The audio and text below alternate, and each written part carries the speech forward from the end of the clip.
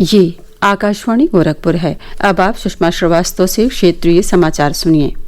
देश में पिछले 24 घंटे में रिकॉर्ड 51,255 कोविड रोगी स्वस्थ हुए हैं। एक दिन में स्वस्थ होने वालों की ये सबसे बड़ी संख्या है। कोरोना से स्वस्थ होने की दर 65.43% हो गई है। कोरोना से मृत्यु दर भी घटकर 2.13% रह गई है। स्वास्थ्य और परिवार कल्याण मंत्रालय ने कहा है कि देश में अब तक 11,45,629 कोविड रोगी ठीक हुए हैं। पिछले 24 घंटे में 54,735 नए मरीजों का पता चला है।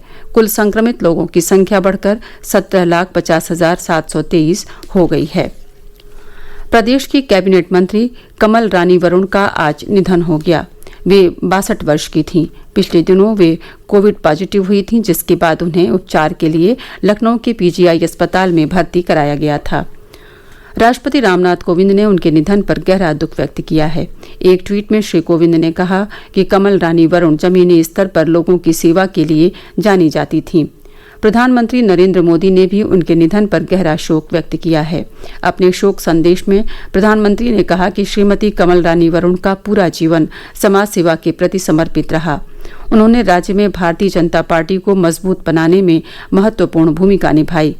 प्रदेश की राज्यपाल आनंदीबेन ने श्रीमती कमल रानी वरुण के निधन पर गहरा दुख व्यक्त करते हुए शोक संतप्त परिजनों के प्रति अपनी संवेदना और सहानुभूति व्यक्त की है।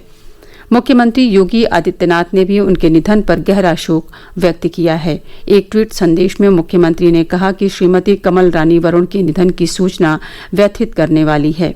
उनके रूप में राज्य ने आज एक समर्पित जननेत्री को खो दिया। मुख्यमंत्री ने दिवंगत आत्मा की शांति की कामना करते हुए परिजनों के प्रति संवेदना व्यक्त की। श्रीमती कमल रानी वरुण कानपुर के घाटमपुर विधानसभा क्षेत्र से विधायक चुनी गई थीं और वर्तमान में वह प्रदेश सरकार में प्राविधिक शिक्षा मंत्री थीं। अयोध्या में राम मंदिर निर्माण के भूमि पूजन की तैयारियां जोरों पर हैं। प्रधानमंत्री नरेंद्र मोदी बुधवार 5 अगस्त को भूमि पूजन कार्यक्रम में सम्मिलित होंगे। जैसे जैसे अयोध्या में मर्यादा पुरुषोत्तम भगवान श्री राम के मंदिर की भूमि पूजन की तारीख नजदीक आती जा रही है, सभी वर्गों के लोगों में उत्साह और प्रसन्नता लगातार बढ़ती जा रही है। इस अवसर पर घरों में मिट्टी के दिए जलाए जाएंगे, जिसके लिए कुंभकार बड़े ही प्रसन्न और उत्साह से इन दियों को तैयार कर रहे हैं। दिया बनाने वाले विनोद कुमार कहते हैं, अब की बार जो है हम लोगों को दिया बनाने का हम लोगों को बहुत खुशी है कि जन्मभूमि का न्यूज रखा जाएगा और उसमें दीप उत्सव होगा। इसलिए हम लोग, हमारा पूरा गांव भी खुशी है। मंदिरों में फूलों की आपूर्ति करने वाले माली नीतीश कुमार का कहना है, ये हमारे लिए सबसे बड़ी गर्व की बात है कि राम मंदिर भूमि पूजन में हम लोग को फूल पहुंचाने का मौका मिला है। ये फूल हमारे यहाँ बनारस, लखनऊ और थाईलैंड से फूल आ रहा है। ये हमारे लिए बहुत सौभाग्य की बात है कि हम लोग अयोध्या में जन्मित हैं। हमें बहुत खुशी है कि राम मंदिर बन रहा है 493 सालों के बाद। मुख्य मार्गों पर इमारतों को पीले रंग से बहुत अच्छे और आकर्षक ढंग से सजाया जा रहा है। इसके अलावा कई टीमें रामायण के विभिन्न प्रसंगों और घटनाओं पर आधारित चित्रों को यहाँ विभिन्न रास्तों की दीवारों पर किरने में लगी हुई हैं। अयोध्या में राजेंद्र सोनी के साथ आकाशवाणी समाचार के लिए लखनऊ से मुल्तान सिंह यादव।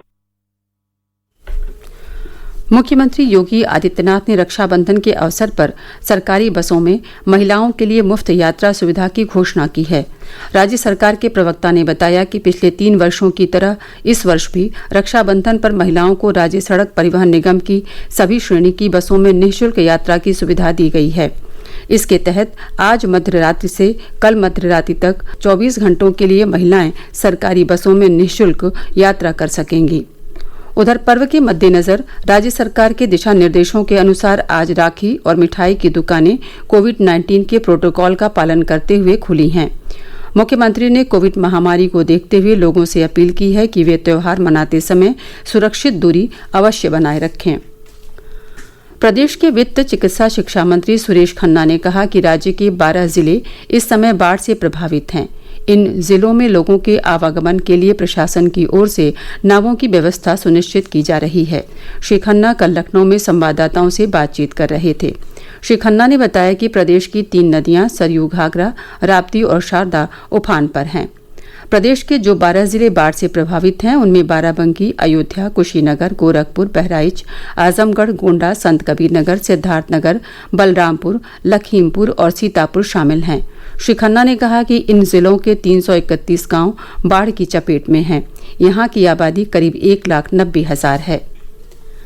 विश्व संस्कृत दिवस के अवसर पर कल आकाशवाणी से पहली बार संस्कृत में विशेष कार्यक्रम प्रस्तुत किया जाएगा। बहुजन भाषा संस्कृत भाषा नाम का 20 मिनट का ये कार्यक्रम कल सवेरे 7:10 से AIR FM चैनल पर प्रसारित किया जाएगा। ये कार्यक्रम हमारी website newsonair.com, YouTube channel news on AIR official और न्यूज ऑन AIR ऐप पर भी सुना जा सकता है।